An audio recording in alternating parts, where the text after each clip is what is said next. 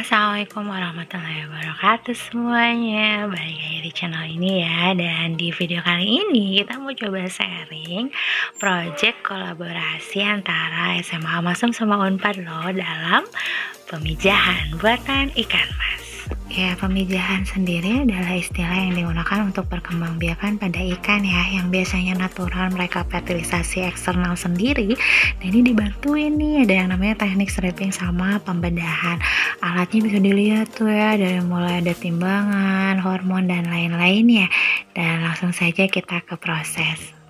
Dan itu akan diawali dengan proses penimbangan, juga penyuntikan hormon GnRH yang akan menstimulat gonad pada indukan jantan dan betina supaya siap untuk diambil semen dan ovumnya. Dan itu dilakukan sehari sebelum pemijahan, disuntikan di bagian tubuh dari indukan betina dan indukan jantan seperti yang terlihat di video ya. Iya, dengan tahapannya yaitu dicek dulu apakah indukan ini adalah indukan jantan atau betina dengan cara stripping. Dilihat apakah mengeluarkan sperma atau ovum. Baru setelah itu ditimbang untuk mengetahui berapa bobotnya, karena takaran dari hormon yang akan disuntikan di bagian ventral dari ikan itu adalah 0,5 mili per kilogram dari bobot ikannya. Makanya harus ditimbang dulu gitu ya. Dan kenapa harus pakai lap tuh ya, pakai kain pada saat disuntikan tuh, karena kan tekstur dari ikannya tuh licin dan harus pas, jadi supaya tidak lepas ikannya. Tibalah di hari selanjutnya kita akan melakukan proses pemijahan, diawali dengan proses penimbangan kembali ya, untuk indukannya. Nah seperti ini. Baru setelah itu dilakukan proses pengambilan semen dari indukan jantan dengan teknik stripping. Nah dipijat bagian ventralnya, abdomennya ya, bagian perutnya.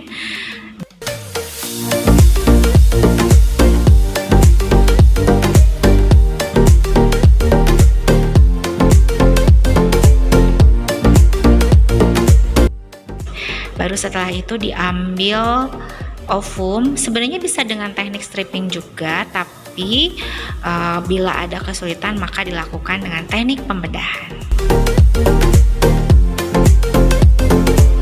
Ya, diambil ovumnya, dipisahkan dari organ yang lain, kemudian juga dibersihkan dari selaput-selaput pembungkusnya ya.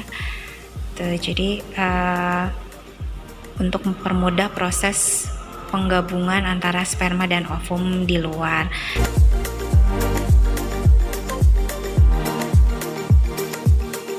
Dan tentunya kita juga menyiapkan kolam untuk pembiakan di sini ya. Kolamnya nanti tempat dari hasil proses fertilisasi ini, dan juga dilengkapi dengan waring karena sifat dari zigotnya itu lengket, maka ditempelkan di waring di sini.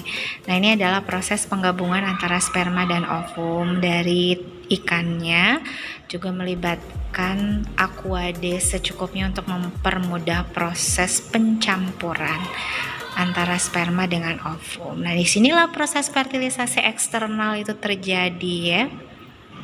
Ya, dilakukan proses pengadukan menggunakan bulu ayam di sini, yang teksturnya memang support terhadap proses pencampuran.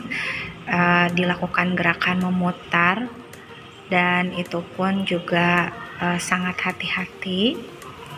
Kemudian siap untuk ditebarkan di kolam pembiakan seperti ini. Dan itu nanti zigot-zigotnya akan menempel pada waring yang sudah disediakan deh ya. Ya, jadi sampai nanti hasil pencampuran atau hasil fertilisasi ini habis, semuanya dibiarkan di kolam pemijahan, kolam pembiakan ini ya. Dan ditunggu sampai 2 hari ya. 2 hari itu sudah mulai terlihat adanya fase hatching atau fase penetasan, tapi untuk tahapan ini tidak bisa terlihat ya pada saat di sekolah kebetulan, dan langsung terlihat adanya larva dari ikan yang seperti terlihat di video ini setelah 4 hari dari proses pemijahan berlangsung. Mungil banget ya, transparan sekali dan hampir tidak terlihat, jadi betul-betul harus teliti melihatnya di kolam pemijahan. Nah, setelah itu diberikan pakan berupa kuning telur karena memang belum bisa mengkonsumsi pelet yang ukurannya atau teksturnya kasar ya, karena masih kecil sekali. Jadi pakannya menggunakan kuning telur di sini di percobaan kita.